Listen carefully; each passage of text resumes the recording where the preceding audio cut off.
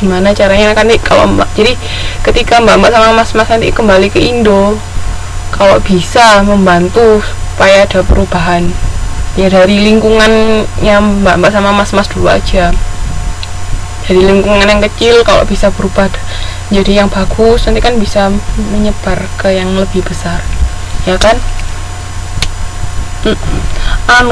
Budaya itu loh, mental penjajahnya itu loh yang masih belum hilang Indonesia itu, maksudnya yang istilahnya kayak semacam juga bisa dibilang bukan penjilat juga bisa sih, maksudnya ya mental seperti itulah. Jadi harus butuh perubahan. Ngomong di sini mbak mas belajar sesuatu yang lebih baik. Oke. Ada kesempatan, bersyukur harusnya.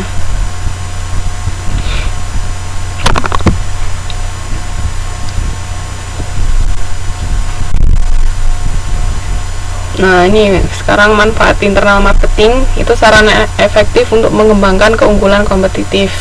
Benar ya kan, kalau karyawannya sudah terlatih dengan baik kan otomatis bisa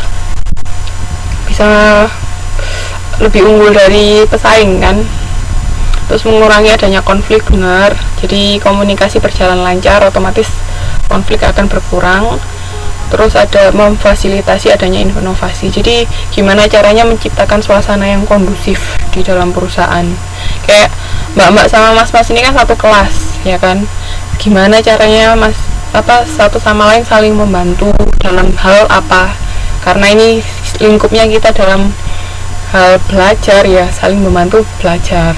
Jadi gimana caranya diskusi, tukar pendapat, kalau ada temannya yang kurang paham bisa dibantu ya kan. Kalau belajar dengan berdiskusi kan lebih enak, ada istilahnya kita bisa tahu pandangan dari sisi lain gitu loh, nggak hanya dari kita baca buku, dari buku kayak gini, tapi kan lebih enak kalau bisa bertukar pendapat kan. Ya saya sama mbak-mbak sama mas-mas juga pendapatnya mungkin berbeda, nah kan bisa tahu gimana caranya. Nggak mesti saya yang pasti selalu benar, enggak, saya juga ada salahnya kan. Mbak-mbak sama mas-mas juga bisa betulkan saya kalau saya salah. Nah itu fungsinya diskusi kan seperti itu, jadi membantu satu sama lain. Oke.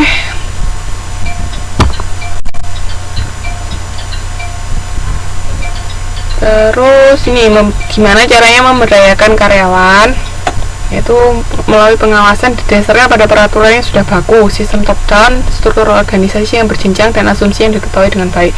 Jadi sebenarnya aturan-aturan yang ada di perusahaan itu sudah salah satu cara untuk mengawasi dan mengendalikan karyawannya kan.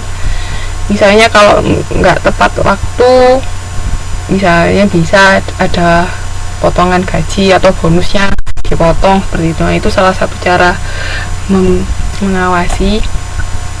Terus keterlibatan ini, pegawai membuat keputusan-keputusan yang baik. Nah jadi mereka juga kayak yang saya bilang tadi, diajak untuk mengeluarkan pendapat. Jadi apalagi kalau untuk perusahaan jasa, pendapat karyawan kan sangat penting. Masih ingat kan, karyawan itu sebagai penjembatan antara perusahaan dan konsumen, karena mereka yang berhadapan langsung dengan konsumen. Jadi mereka yang tahu konsumen tuh ngeluhnya seperti apa ya. Makanya penting banget juga pendapat karyawan di sini. Jadi menyampaikan apa yang diinginkan konsumen. Gitu. Terus ini kok nggak bisa gerak ini.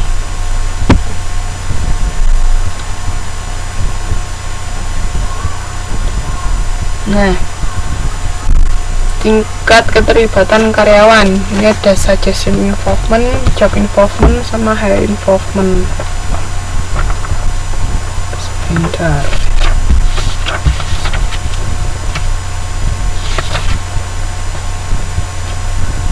Kalau suggestion involvement itu pegawai membuat rekomendasi melalui program-program yang telah diformalisasi, tapi pekerjaan mereka dari hari ke hari tetap tidak berubah. Jadi bisa suggestion itu kan Suggestion itu memberikan masukan, jadi kira-kira apa yang, kan karena karyawan kan sehari-hari kerja ya kan, mereka tahu ada misalnya ada problem di mana, nah itu karyawan bisa memberikan masukan supaya mungkin bisa lebih diperbaikin sistem yang ada.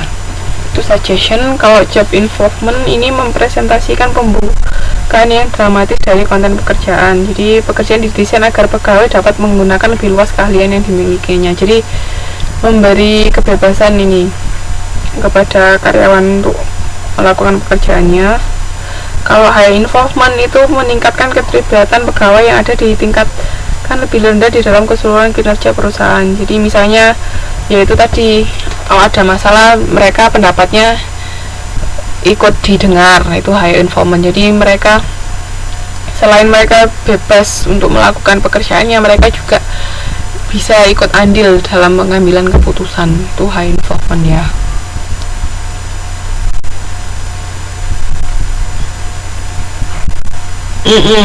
Iya mas, itu bagus kalau kayak gitu kan, soalnya kan mas-mas yang berhubungan langsung kan di situ dengan apa yang dikerjakan. Jadi kalau misalnya atasannya cuman nyuruh gini tapi dia nggak tahu masalah yang terjadi secara langsung, kan ya nggak sesuai ya ini nanti. Makanya butuh dilibatkan karyawan seperti itu untuk bisa meningkatkan kinerja perusahaan. Masih ingat kan di sistem balance scorecard itu kan kinerja perusahaan nggak hanya diukur dari finansial, tapi dari beberapa aspek. Salah satunya ini tadi. Oke. Sebenarnya kalau belajar manajemen itu hampir sama kayak kehidupan sehari-hari juga kok.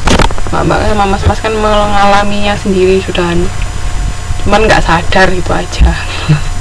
Sekarang kan kalau sudah belajar ini kan, oh iya saya di kerjaan juga kayak gini, oh iya ini kayak gini.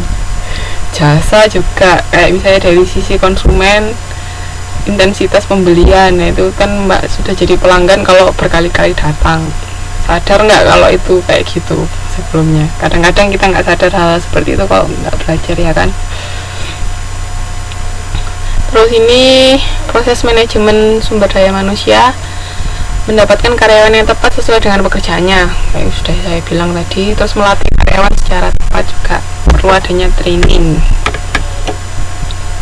supaya mereka bisa bekerja sesuai dengan standar perusahaan.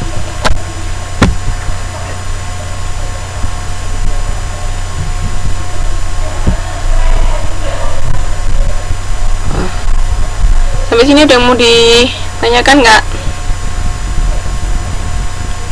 Ada yang mau ditanyakan atau ada yang mau mengemukakan pendapat?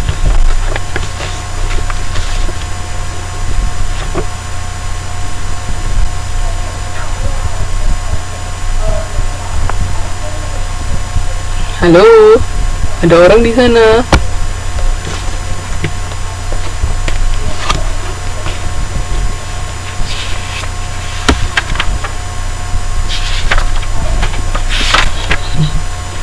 Ada orang di sana. Oke. Ini peran teknologi. Sekarang teknologi itu penting, ya enggak? Sekarang apa-apa pakai internet, bener enggak? Beli apa online. Sekarang ini aja, kita belajar aja pakai online coba. Dulu pernah kepikiran nggak ada belajar online kayak gini? Saya juga nggak pernah kepikiran dulu ada. Sekarang semua apa-apa serba teknologi.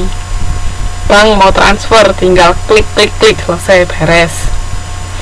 Mau beli juga klik beres. Ya enggak. Sekarang peran teknologi sangat penting. Kita mau beli dari negara yang lain juga bisa, tinggal klik. Itu jadi mengurangi batasan-batasan yang ada dengan adanya teknologi. Ini teknologi based job, bisa saluran elektronik, price competition. Nah ini pokoknya ini yang lack of